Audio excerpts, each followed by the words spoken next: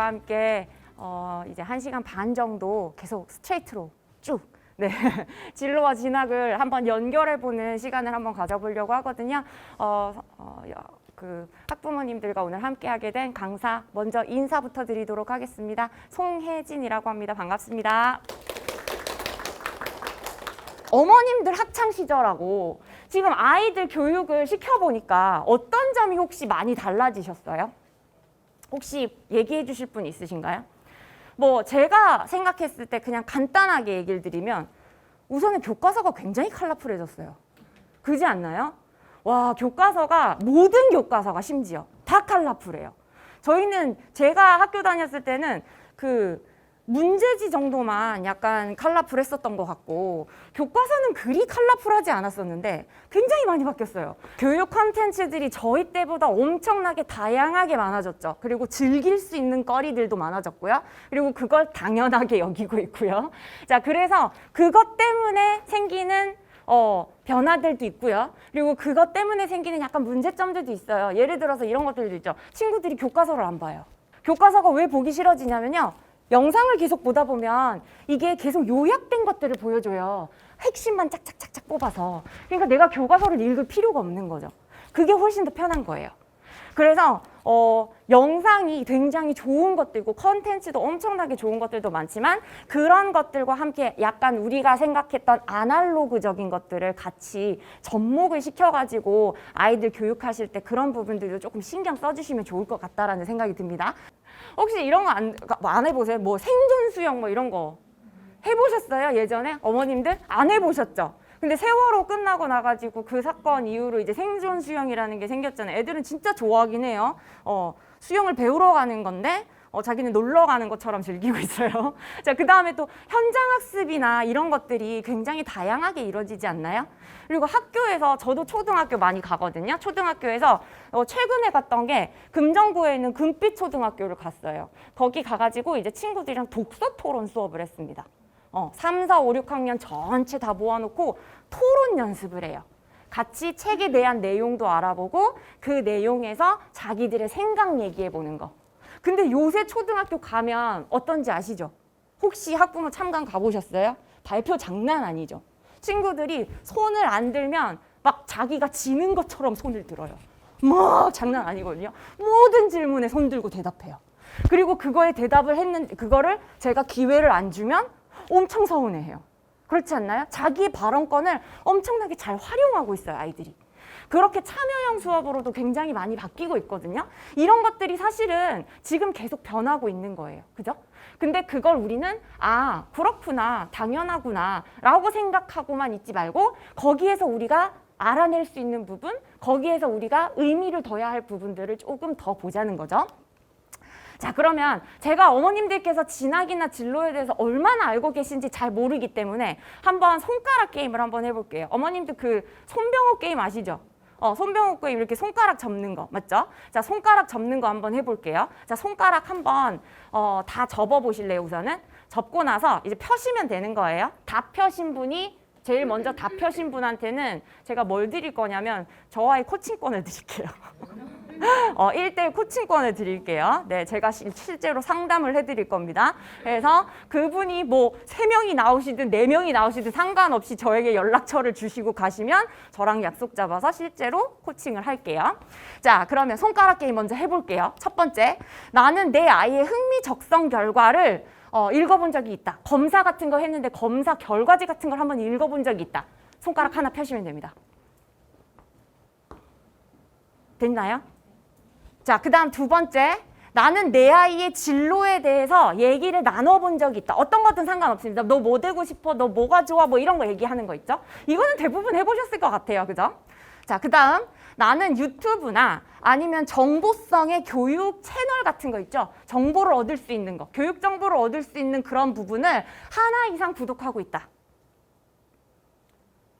지금 손가락이 많이 펴신 분들도 있고 아닌 분들도 계세요. 자, 그 다음, 나는 자유학년제에 대해서 좀 알고 있다. 지금 초등학생 어머님들이기, 초등학생 자녀를 둔 어머님들이기 때문에 제가 자유학년제에 대해서 얘기를 드릴 거예요. 자, 그 다음에 나는 2025년 기준 중학생, 고등학생이 될 자녀의 부모님이다. 계산 들어가셨죠? 자, 이거는 쉬워요. 초등학생 부모님들이면 다 그래요. 네. 자, 그러면 그 중학생 왜 저걸 얘기를 드렸냐면요. 2025년도가 이제 모든 교육의 변화들이 시작될 지점이에요. 그 시작될 지점. 전면적으로 거의 모든 게 시행될 지점이거든요. 그래서 그때를 어머님들께서 잘 알고 계셨다가 내가 대비를 할 수 있으면 굉장히 좋겠죠. 이제는 여러분들하고 정말로 이제 교육 변화가 어떤 식으로 일어나는지 한번 알아볼게요.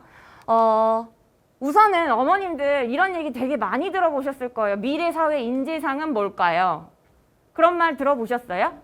거기에서 제일 많이 나오는 말이 뭐예요? 친구들은 어떤 사람이 인재라고 생각합니까? 라고 물어보면 그 친구들 얘기하는 게 선생님, 창의력이 뛰어난 사람이 인재라고 생각합니다. 발표를 잘하는 사람이 인재라고 생각합니다. 이런 얘기들을 자기들이 막 말을 해요. 자, 그런데 되게 많이 잘 들어보신 얘기들 같아요.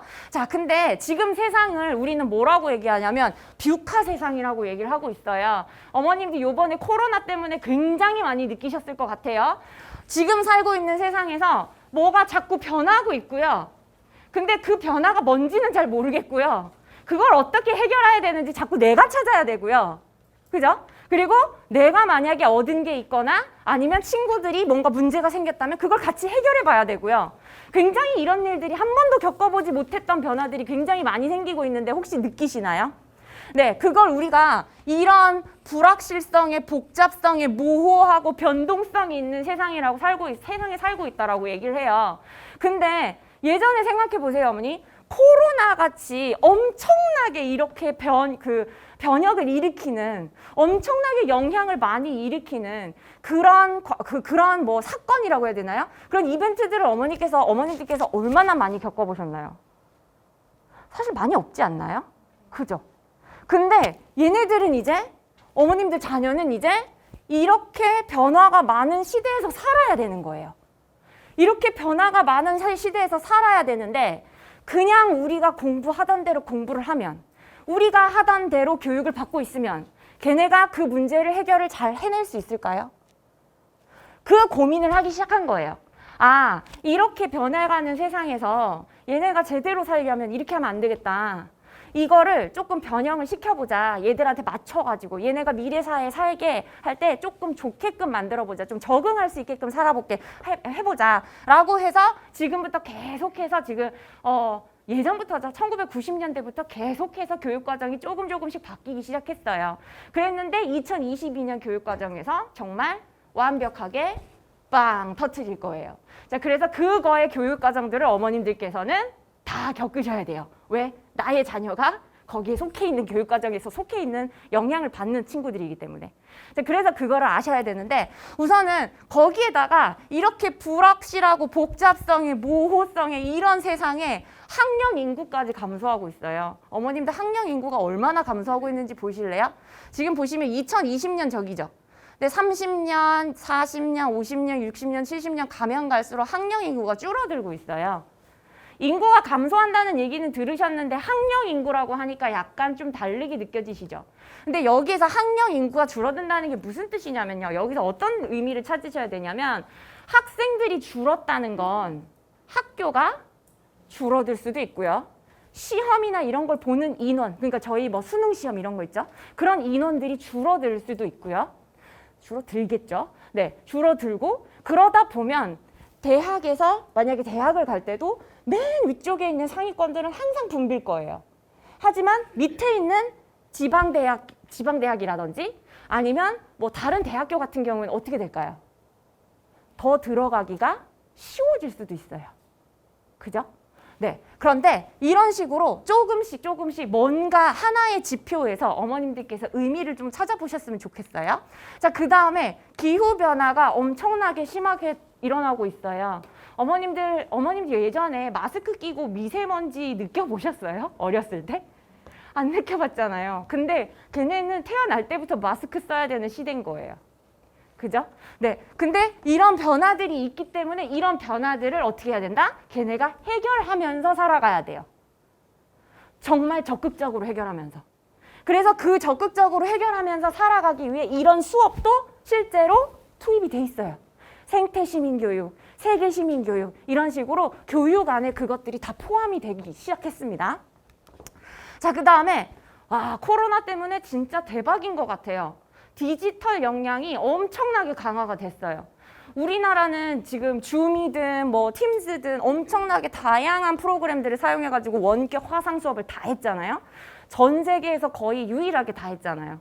그랬는데 그러다 보니까 친구들이 이제는 기계를 사용하는데 너무 익숙할 뿐만 아니고 그거에서 얻을 수 있는 정보들도 엄청나게 많거든요. 근데 그 정보들이 다 좋은 정보일까요? 아니에요. 잘못된 정보들도 있어요. 그러면 그거를 걸러내는 걸 할 줄 알아야 돼요. 그걸 우리는 디지털 리터러시라고 하거든요.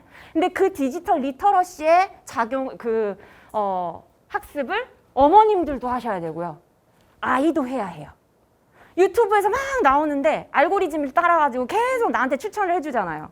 추천을 해주는데 내가 본 게 뭔가 잘못된 뉴스였어요. 하나가. 근데 그게 잘못된 뉴스인지 몰랐어요. 근데 그게 알고리즘을 타고 와서 계속 나에게 보여주는 거예요.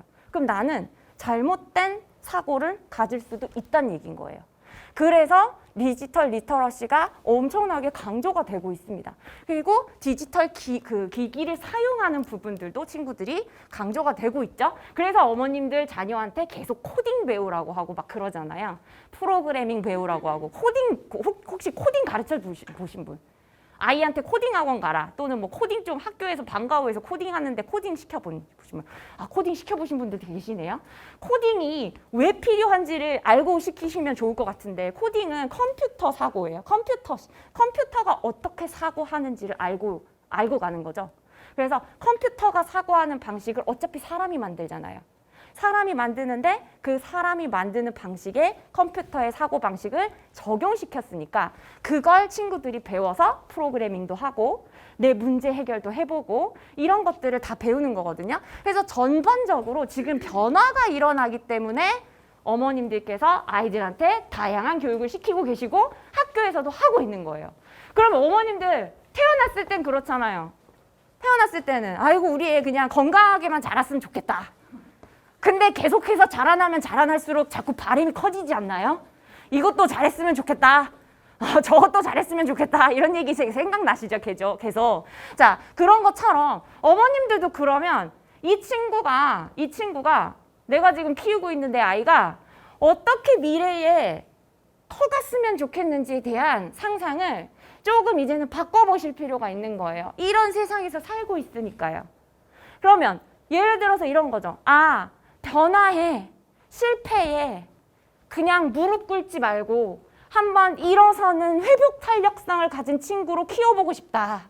이렇게 약간 목표가 조금 바뀌시면 조금 더 친구들한테 대할 수 있는 코칭 방법이 달라지겠죠.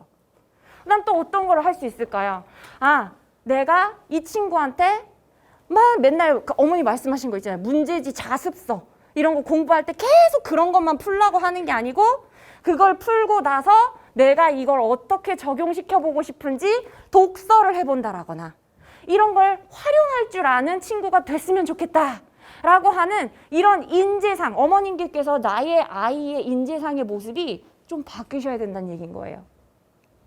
왜 어머님들 머릿속에서부터 바뀌어야 되냐면요. 어머님들 머릿속에서 바뀌셔야 그 친구한테 그런 교육을 해주실 수 있어요. 그리고 그런 질문을 해주실 수 있고요. 근데 그게 만약에 아이한테만야 해야지 이렇게만 얘기하면 어떻게 될까요? 그 친구 하겠어요? 안 하지. 엄마가 그런 질문을 안 던져줬는데 그런 생각을 할 수도 없을 거고요. 그래서 어머님들께서도 한번 어떤 사람으로 자라면 좋을지에 대해서 한번 조금 더 고민해 보시는 시간이 꼭 가지셨으면 좋겠어요. 자, 그래서 우리 아이를 어떻게 기를까 해가지고 선진국에서 OECD라는 곳에서 2030 에듀케이션 교육 비전이라는 걸 만들었어요. 그래서 얘네가 우리가 원하는 미래는 우리가 만들고 싶다. 근데 그 미래가 어떤 미래냐? 얘네가 강조하는 인재상이 무엇이냐? 이거를 봤어요. 왜 이걸 보셔야 되냐면 이걸 보고 우리나라 교육과정이 바뀔 거니까요. 연구를 하거든요. 자, 근데 여기에서 뭘 주체로 삼았냐? 여기서 제일 중요시 여기는 게 뭐냐? 저거예요. 학생 행위 주체성. 말 그대로예요. 주도적으로 해라. 네가 하고 싶은 행동이 있으면 그걸 스스로 그러니까 스스로 능동적으로 해라. 이거예요. 근데 그걸 우리는 자꾸 자기주도 학습 이런 거에만 자꾸 매칭을 시키시거든요. 자기주도 학습도 맞아요. 습관을 잡고 뭐 책임감을 가지고 목표의식을 가지고 이런 것도 맞아요. 하지만 거기에서 행위주체성이라는 건 내가 원하는 걸 스스로 알고 있는 것. 그리고 그걸 행동으로 옮기는 것. 거기까지가 행위주체성이에요. 자, 그럼 행위주체성이랑 그 다음에 변혁적 역량이라는 걸 강조한대요. 저게 뭐냐면 저기에서 너무 어려우니까 역량이라는 것만 어머니들께서 알고 계셨으면 좋겠어요. 역량이라는 건 쉬워요. 내가 갈고 닦아서 걔 활용하는 거예요. 갈고 닦아서 활용하는 거예요. 이 활용하는 부분까지가 아이들한테 이제는 교육과정의 모든 전반적인 과정에 다 들어가 있어요. 어머님도 혹시 요새 중고등학교 수행평가 들어본 적 있으시죠? 수행평가 비율 몇 %인지 아세요? 수행평가가 이거랑 똑같아요. 수행평가가 애들이 배웠던 거 있죠? 학교 과목에서 배웠던 거를 선생님이 다른 방식으로 활용을 해서 그걸 평가하시는 거예요. 예를 들어서 영어예요. 영어에서 어떤 과를 배웠는데 그 과에 뭔가 대화문이 나와 있어요. 연극 지문이 나와 있어요. 그럼 그걸 실제로 연극을 하라는 거죠, 애들한테. 연극을 해봐. 역할 정해가지고. 그걸 과정을 전부 다 평가하겠다는 게 수행평가거든요. 수행평가 50%입니다. 내신에서 성적을 산출할 때 50%예요. 중간고사, 기말고사가 그러면 25%란 얘기예요. 25%란 얘기예요. 중간고사보다 기말고사보다 점수가 더 높아요. 부산시 전체가 50%예요. 5대5입니다. 엄청 많거든요. 엄청 높은 거예요. 그 말은 무슨 말이냐면 활용할 수 있는 아이로 만들어줘야 된다. 이거예요. 내가 그냥 배웠던 거를 교과서에서 배웠던 거를 근데 활용이라고 하면 너무 어렵게 생각하시는데 이런 거예요. 내가 만약에 교과서에서 과학의 어떤 뭐 삼투압 작용이나 이런 걸 배웠대요. 자, 그러면 그 작용을 어디에서 볼 수 있는지 내가 좀 더 찾아보는 거예요. 그리고 그게 만약에 뭐 김치 만드는 데서 찾을 수 있대요. 그럼 엄마가 김치 담글 때 같이 한번 해보는 거예요. 그게 활용이에요. 근데 그거를 내가 뭔가 좀 더 찾아보고자 하는 그런 마음가짐, 태도, 그리고 그걸 진짜로 활용에 넣는 거, 진짜 활용을 시키는 거, 그게 바로 학생의 행위주체성인 거예요. 그리고 역량이고요. 되게 쉬운 말인데 엄청 어렵게 써놨죠, 그죠? 자, 그래서 이런 것들을 친구들이 다 알아야 된다. 이거 알아야 된다기보다는 할 수 있는, 자연스럽게 할 수 있는 아이들이 돼야 된다는 거고, 그런 것들을 대학에서도 고등학교에서도 반영하고 있어요. 자, 그래서 역량이라는 거는 아까 말씀드렸던 그 활용하는 능력이라고 생각하시면 돼요. 그래서 예전에는 저희가 문제집 풀고 교과서에서 뭔가 정보 얻었으면 그거 가지고 짝짝짝짝짝 객관식으로 찍고 그랬는데 그런 일들이 아니고 이제는 스스로 이게 재밌네? 이거 좀 이상하네? 라는 걸 느끼고 그걸 왜 그런지 한번 찾아보는 행동. 그 행동이 이제 역량으로 갈 수 있는, 자기가 역량을 키울 수 있는 행동으로 가는 거죠. 근데 그런 행동들을 어머님들께서도 같이 해주실 수 있잖아요.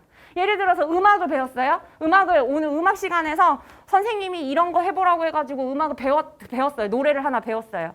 그랬는데 그 노래가 너무 좋아서 그 노래에 관련된 콘서트를 같이 갈 수도 있고요. 그다음에 그런 노래를 가지고 여기에서 개사를 해볼 수도 있고요. 여러 가지 방법으로 할 수 있거든요. 그런 방법들을 어머님들께서도 한 번씩 해주시면 좋겠다는 거죠. 그러면 애들이 이렇게 활용하면 되는 거구나 라고 알 수 있겠죠. 자, 그런 것들을 이제 다 적용시킨 교육과정이 아까 말씀드렸던 2022년 교육과정이에요. 어머님들, 아이들이 이제 적용받게 될 교육과정입니다. 2022 교육과정이라는 건 무슨 말이냐면 작년 2021년 4월에 이거 발표됐거든요. 11월에 발표되긴 했는데 만들어진 건 4월이고요. 자, 안이라고 적혀 있어요. 안. 이거는 확정된 건 아니에요. 근데 여기에서 뭐라고 하죠? 좀 다른 국민들이나 다른 교육계 관계자들이나 다른 학생분들이나 이런 분들의 의견을 수렴을 해서 조금 수정할 거예요. 수정을 하되 그것의 확정 고시는 올해 11월 정도 할 거예요. 그러면 어머님들께서 올해 11월 정도에 되시면 지금은 아니니까 아 이런 거구나 라고 보시고 11월에 되시면 그때는 아 이게 발표됐대. 그러면 2022년 교육과정 이렇게 해가지고 검색 한번 해보시면 누군가가 그거를 또 정리해서 쫙 올려놓을 겁니다. 그럼 이제부터는 내가 관심 있게 그런 부분들을 조금 검색하고 찾아보시는 행동을 해보시면 충분히 아이들하고 이런 것들에 대해서 얘기를 하실 수가 있겠죠. 그리고 유튜브 채널도 엄청 잘 나와 있습니다. 진짜 분석 다 해드리고 다 해주거든요. 그래서 제가 좋아하는 또 유튜브 선생님은 초등학생 대상으로 하시는 분은 이거는 영상을 찍고 있는데 말을 해도 되는지 모르겠는데 콩나물쌤이라고 있어요. 혹시 아시는지 모르겠는데 콩나물쌤이 있어요. 콩나물쌤이 굉장히 자세하게 얘기해 주세요. 현직 선생님이시거든요. 초등학교 선생님이신데 막 이제 미래 교육과정에 아이들한테 필요한 거 뭐 이런 것도 얘기 다 해주시고 현재 본인이 느끼고 있는 것들도 얘기해 주시는 그런 유튜버예요. 근데 유튜버들 보시면 그런 정보성들이 엄청나게 많고 그게 한 10분, 15분 이렇게 짧게 돼 있는 거니까 그런 걸 보시면서 어머님들께서 많이 아실 수 있을 겁니다. 자, 그래서 조금 더 그 요약을 하자면 2022년 개정 교육과정 안에서는요. 이러한 혁신적이고 포용적인 인재를 만들고 싶다. 그리고 이 인재를 만들기 위한 교육과정을 우리가 만들겠다였어요. 어머님들 자료에 있기 때문에 제가 자세하게 설명은 안 할게요. 거기 안에 있기 때문에. 자, 근데 이런 교육 패러다임의 구조적인 변화를 이제 우리가 계속 만들어낼 건데 그러다 보니 그냥 학교들이 아니고 굉장히 새로운 학교들이 많이 생기기 시작했거든요. 혹시 어머님들 미네르바 스쿨이라고 들어본 적 있으세요?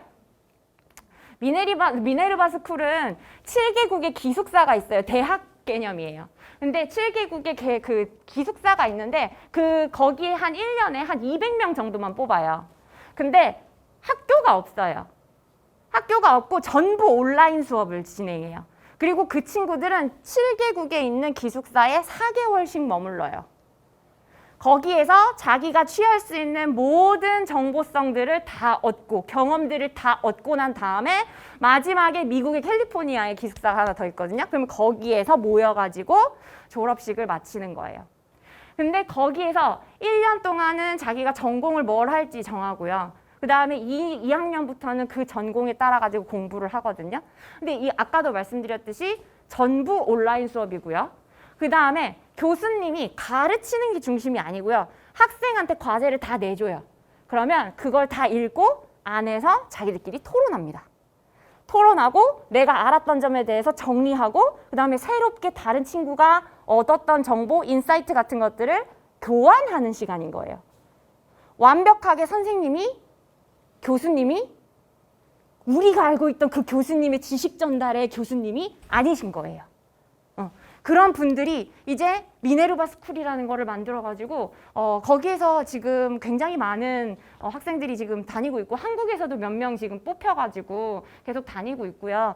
한국에도 지금 기숙사가 생긴다라는 얘기를 제가 알고 있거든요. 그래서 이거는 한번 미네르바 스쿨에 대한 부분들을 제가 동영상을 가지고 오긴 했는데 잠깐만 보면요. 좀 길어가지고 잠깐만 볼게요. 미래 교육이 이렇게 바뀔 거예요, 어머니. 근데 우리가 지금 하고 있는 교육이랑 비슷해요. 온라인 교육이었고요. 클래스 액티비티가 있는데 학급에서 액티비티를 하는데 거기를 학생들이 다 같이 계속해서 참여를 하는 거예요. 이런 식으로 온라인으로 모든 수업이 다 진행됩니다. 교수님이 저기 계시죠? 그리고 밑에 옆에 보시면 채팅하는 란이 있고요. 그리고 자기가 생각하고 있는 과제 또는 의견 이런 거를 실시간으로 계속 남겨서 대화를 하는 거예요. 어머님들 그 줌에서 아이들 수업했던 거랑 비슷한 거예요. 그죠? 근데 그걸 학생 주도형으로 바꾸는 거죠. 근데 여기가요. 하버드 대학교보다 들어가기가 더 힘들어요. 그리고 여기 나와 있는 여기서 나온 인재들이 다 각계각층에서 지금 뛰어난 뭔가 성과를 다 올리고 있어가지고요. 지금 이 학교가 엄청나게 지금 뜨고 있는 학교입니다.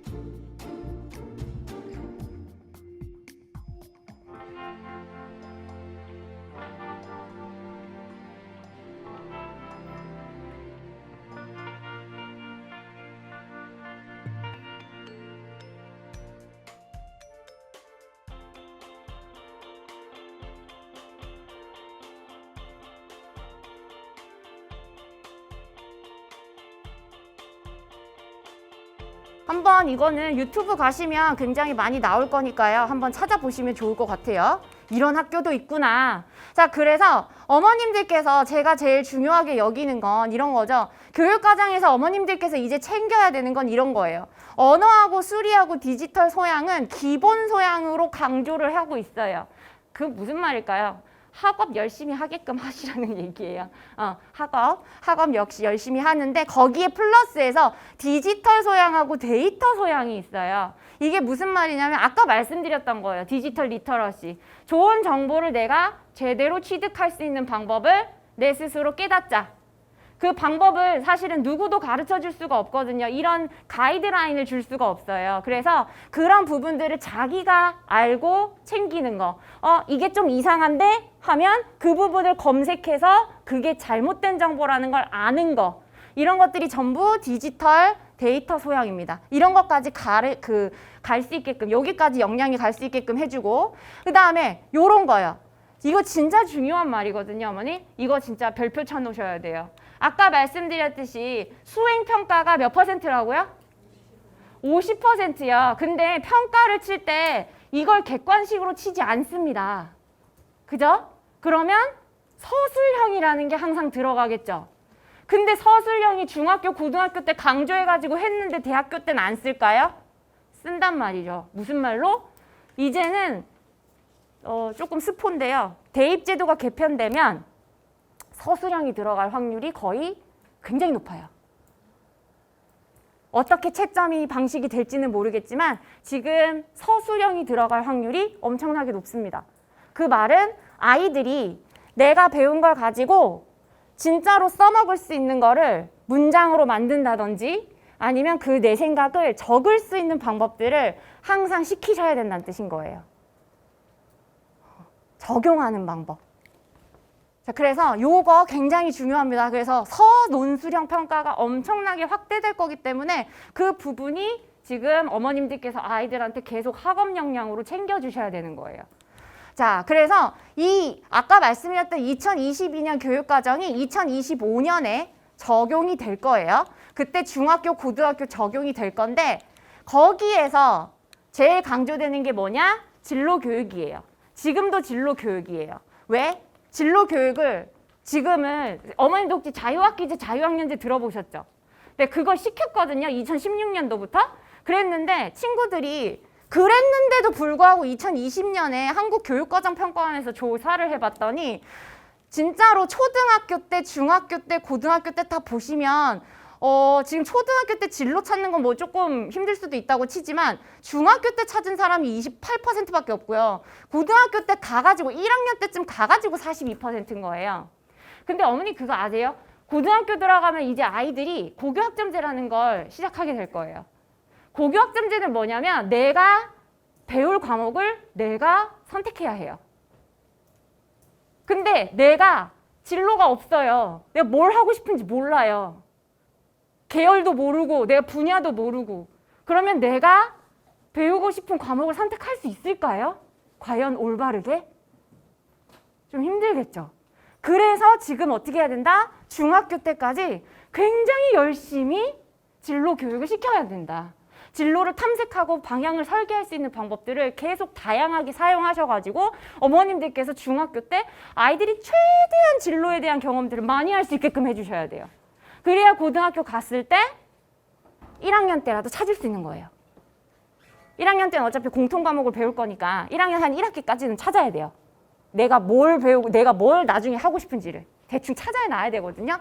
그래서 그것 때문에 지금 선택 방향이 아직까지도 자유학기제, 자유학년제를 다 실시함에도 불구하고 저렇게 진로를 못 찾는 친구들이 생각보다 많은 거예요.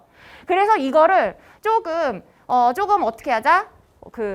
활용을 좀 잘해가지고 우리가 이거를 뭐라고 하죠? 좀 진로를 잘 찾게끔 해주자라고 해서 지금 다양한 방법들이 지금 시행이 되고 있고 어머님들께서 여기 진로교육센터 있잖아요. 각 구마다 진로교육센터가 있거든요. 거기에서 지금 기장군도 다 있잖아요. 저기 선생님, 팀장님도 계시는데 저런 분들이랑 같이 친하게 지내셔야 돼요. 저런 분들이 이제 교육 프로그램들을 계속 만드시잖아요. 그죠? 그러면 그런 분들의 교육 프로그램들을 여러분 선생님들, 어머님들이 이제 같이 참여하게끔 해주시는 거예요. 다양한 경험도 해보고, 아, 나 이거 좀 잘하네? 잘하는 게 찾았으면, 잘하는 걸 좀 꾸준히 시켜보고. 그리고, 잘하는 거 막 여러 개 찾을 필요도 없어요. 계속 한두 개 찾았잖아요. 잘하는 거. 그러면 흥미로운 거 잘하는 거 찾았으면 그걸 꾸준히 시켜가지고 내가 잘할 때도 있고 못할 때도 있고 한 거를 다 겪어보게끔 해주시면 돼요. 그걸 6개월, 1년 정도. 그렇게 하다 보면 애가 아, 나는 이런 스타일이구나. 아, 나 이럴 때는 정말 짜증나는구나. 아, 나 이럴 때는 이런 거는 진짜 잘하는구나. 이런 걸 본인이 느끼잖아요. 이런 것들을 경험시킬 수 있는 것들을 어머니께서 중학교 때까지는 정말 많이 시켜주셔야 돼요. 근데 그걸 그래서 자유학년제라는 이름으로 지금 1년 내내 시키고 있어요. 학교에서. 근데 학교에서 하는 것만으로 학교는 대거 아이들을 다 모아놓고 시키잖아요. 1대1로 해줄 수가 없잖아요. 그러니까 그게 어머님들이 조금 해주셔야 되는 부분인 거예요. 안 되면 저 같은 이런 전문 코치한테 이제 의뢰를 하셔야죠. 얘기 좀 해달라고. 계속 저는 고등학생, 중학생이랑 계속 얘기를 하거든요. 계속 얘기를 하면서 친구들, 고등학생들이랑 지금도 계속 고1들이랑 고교 디자인 학기제라고 해가지고 계속 전화통화하고 있어요. 지금도 코칭을 전화통화로 하거든요. 코칭하고 있는데 그 친구들도 아직까지도 진로 고민하는 친구 정말 많아요. 둘 중에 하나예요. 진로 고민을 하든지 아니면 성적을 어떻게 올릴지에 대한 고민을, 그러니까 학습이죠. 학습에 대한 고민하든지. 둘 중 하나예요. 근데 저는 요새는 진로 찾은 친구, 그러니까 저는 이런 분야에서 일하고 싶어요 라고 하면 진짜 박수 엄청 쳐줍니다. 대박 칭찬해줍니다. 정말 너무 잘 찾았다고. 진짜 너무 대단하다고. 진짜 대단한 일을 한 거예요. 그 친구들도 스스로 찾아냈으니까. 어머님들도 근데 그 어머님들 자녀도 찾을 수 있게끔 계속 격려하시면서 계속 그 경험들을 시켜주시면 좋을 것 같아요. 그리고 이게 2022학년도가 되면 2022년도가 그 교육과정에 영향을 받게 되면 2025년부터는 진로 연계 학기제라는 거를 시행을 할 건데 진로 연계 학기제는 이런 거예요. 만약에 중학교에 들어갔어요. 그럼 중학교 1학년 때만 자유학년제를 하는 게 아니고 중학교 1학년 1학기 때 자유학기제를 하고 그다음 한 학기를 3학년 2학기로 돌리는 거예요. 그래서 고등학교 탐험을 좀 해라. 고등학교 가기 전에 탐험해야 될 것들 있잖아요. 뭐 아까 말씀드렸듯이 계열을 좀 정한다던가 분야를 좀 정한다던가 그런 탐험을 좀 해라. 그게 중학교 3학년 2학기 때 이루어져요. 그리고 고등학교에 가서도 1학년 1학기 때 진로 집중학기라고 해가지고요. 진로에 대해서 정말 열심히 찾게 될 거예요. 그 친구들이. 저게 거의 이제 선택 과목 찾기 전에 마지노선인 거죠. 제가 생각했을 땐 그래요. 제 의견에서는. 왜냐하면 그 다음부터는 선택 과목을 내가 선택하고 싶은 과목을 2학년 때 거를 선택해가지고 선생님한테 제출을 해야 되거든요. 그래서 그걸 1학년 1학기 때까지 고등학교 1학년 1학년 때까지 해야 되니까 그게 진로 연계 학기 이런 것들인데 이게 2022년 교육과정 안에는 들어가 있어요. 그래서 어머님들 자녀 같은 경우에 중학교 3학년 2학기 요거는 적용을 받으실 거예요. 자, 그러면 자유학년제 개념이에요. 자유학년제 개념이면 자유학년제는 지금 중학교 1학년하고 아까 두 학기 동시에 이제 실시가 된다고 했어요. 그래서 학생 참여형 수업하고요. 이걸 연계한 과정 중심평가, 가정 중심평가가 진짜 중요한 거죠. 이게 수행평가예요. 수행평가랑 똑같다고 생각하시면 돼요. 그래서 과정 중심평가를 강화해가지고 이게 진짜 중요하죠. 지필고사가 없어요. 시험을 안 봐요. 중학교 1학년 때. 들어보셨죠, 이거? 근데 시험을 안 봐서 좋은 것도 있고요. 나쁜 것도 있어요. 시험을 안 보니까 친구들이 진로에 집중을 할 수가 있어요. 수행평가도 집중을 할 수가 있어요. 그래서 수행평가에 집중을 하면서 어떻게 하죠? 자기들이 활용을 해보는 거예요. 배웠던 거를. 그걸 정말 잘 활용하는 애들은 브라보. 근데 그게 만약에 활용이 잘 안 됐다. 그걸 그냥 통째로 날려버렸다. 노느라. 그냥 노느라. 그러면 어떻게 될까요? 이제 2학년, 3학년 때는 공부 시작해야 되잖아요. 그때 이제 힘든 거죠. 그래서 1학년 때 자유학년제가 지금 들어갔을 때 지필고사가 없지만 있듯이 집에서는 있듯이 시험도 한 번씩 쳐보고 그다음에 여기에서 지필고사 면제된 시기에 진로 활동을 조금 더 깊숙하게 계속해서 할 수 있게끔 해주셔야 되는 거죠. 그게 중학교 1학년 때 진행이 돼야 돼요. 그래서 기장 여기 진로교육센터에서도 계속 중학생 프로그램, 그다음 초등학생 프로그램 계속 있을 거예요. 있을 때마다 참여해 주세요. 참여해가지고 계속 연계를 시켜주시면 이게 자연스럽게 연결돼요. 그래서 자유학년제는 진로 탐색하고 체험학습하고 역량 발굴하고 참여형 수업하는 게 자유학년제 특징이에요. 아까 다 얘기 드린 거라서 이건 좀 넘어갈게요. 그러면 걔네가 그러면 진로교육할 때 뭐 하냐면 주제 선택 활동, 예술체육 활동, 동아리 활동, 진로 탐색 활동 이런 것들 해요. 근데 거기 안에 다 있거든요. 그래서 제가 이거는 잘 얘기를 안 드릴게요. 그럼 여기서 정리할게요. 정리하는데 어머님들께서 이제 중학교가 이제 자유학년제가 운영이 되는데 이걸 2025년도에 만약에 내가 중고교를 들어간다? 그때부터는 연차적으로 적용이 돼 있어요. 그때부터는 아까 말씀드렸듯이 이게 진로 연계 학기가 2025년부터 계속 적용이 될 거고 지금 이제 곧 중학생이 되는 친구들 같은 경우에는 다 자유학년제 영향을 받을 거예요. 그리고 마지막에 요거 새 교육과정은 2022년 11월 교육부 장관이 확정 고시할 예정. 요거 보시고 나중에 11월에 어머님들께서 좀 검색해 보시는 거. 요런 것들도 해주시면 좋겠죠. 그다음 마지막 키워드 마지막이에요. 고교학점제예요. 고교학점제는 이제 대학교처럼 고교가 시작된다고 생각하시면 돼요. 처음에 1학년 때는 다 똑같은 과목을 공부해요. 공통 과목이라고 해서. 근데 2학년, 3학년 때는 이제부터 내가 선택하는 거예요. 과목을. 그래서 내가 선택하는 과목에서 근데 애들이 나한테 유리한 과목이 있고 불리한 과목이 있을 거고요. 내가 안 들어도 되는 과목이 있고 내가 꼭 들어야 되는 과목들이 있거든요. 근데 그런 정보들을 학교에서는 다 줄 수가 없어요. 1대1로. 그죠? 그러면 학생들이 궁금해해야 된다는 얘기인 거예요. 자기가 궁금해야 누구한테 질문을 하죠. 그죠? 그래서 그걸 궁금해서 질문을 하면 그 친구들이 질문한 거에 대한 대답을 해줄 수 있는 사람을 찾으셔야 되겠죠, 또. 아니면 검색을 하시거나. 자, 그래서 그런 것들을 어머님들께서 조금씩 옆에서 선택할 수 있는 것들에 대한 도움도 좀 주시면 좋겠죠. 자, 그래서 고교학점제는 어쨌든 이런 것들이에요. 만약에 내가 경영학부를 들어가고 싶다. 그러면 내가 2학년 때, 3학년 때는 나만의 시간표를 구성을 하는 거예요. 내 진로하고 적성을 따라서. 그래서 이런 것들 토대로 이 친구들이 대학에 들어가게 될 건데 문제는 아까 말씀드렸죠. 고교학점제에서도 선택 과목 선택하는 게 힘들지만 대입제도가 더 바뀌었어요. 그게 뭐냐면 이거죠. 심각해요. 자, 논술형이나 서술형이 들어가는 거예요. 수능에. 자, 이걸 어떻게 평가할지는 아직 안 나왔어요. 4년고 시작이기 때문에 어머님들이 이제 지금 그러니까 지금 중학교 1학년 그리고 초등학교 6학년 이 친구들부터 이제 이게 바뀔 거예요. 2028년도 대입부터 바뀌는 거거든요. 근데 2028년도 대입이라고 하면 4년 전에 고시하게 돼 있어요. 대입이 이렇게 확정적으로 바뀔 거야. 2024년에 확정된 걸 여러분들이 알 수 있는 거예요. 자, 근데 그 전에 계속해서 토론이 있겠죠. 어떻게 이렇게 심각하게 바뀌는데 이거를 토론을 안 하겠어요. 그래서 토론을 계속 하고 있어요. 미래형 수능이라고 해서. 근데 지금 보시면 아예 수능 자체를 2번으로 보는 거예요. 지금 나온 얘기가. 1번에 혹시 그거 아세요? 센터 시험이라고 자격 시험이에요. 자격 시험이라서 그냥 자기가 학교에서 배웠던 내용을 간단하게 다 지식으로 알고 있는지에 대한 내용을 한번 시험을 치고요. 전국에서 다 치고 그 다음에 대학별로 자격고사를 치는 거예요.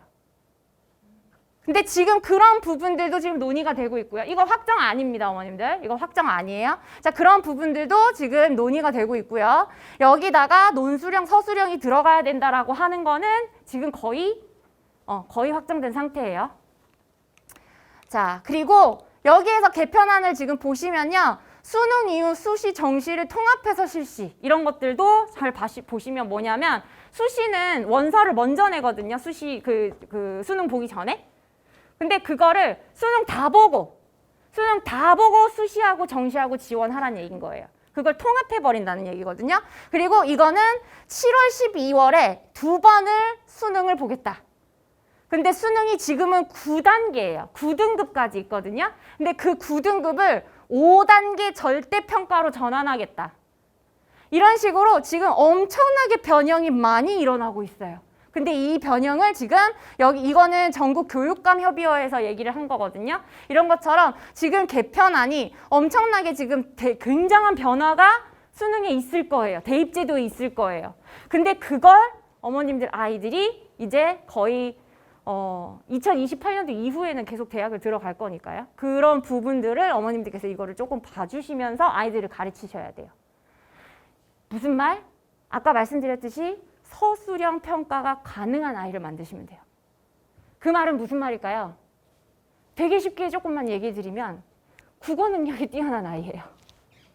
그래서 현 중학교 1학년, 그러니까 지금 어머님들은 초등 자녀를 가지면 초등 전체부터는 고교학점제랑 대입이 전부 개편된 상태로 어머님께서 어머님들의 아이들이 적용을 받을 거예요. 자, 그러면 이제부터는 우리가 도대체 뭘 해야 되냐? 살짝 알려드릴게요. 우선 첫 번째, 저는 제가 아이들을 실제로 현장에서 가르치면서 이게 제일 중요하다라고 생각하는 거예요. 우선 첫 번째는 역량이에요. 한마디로 역량이거든요. 한마디로 역량이 무슨 말? 아까도 말씀드렸잖아요.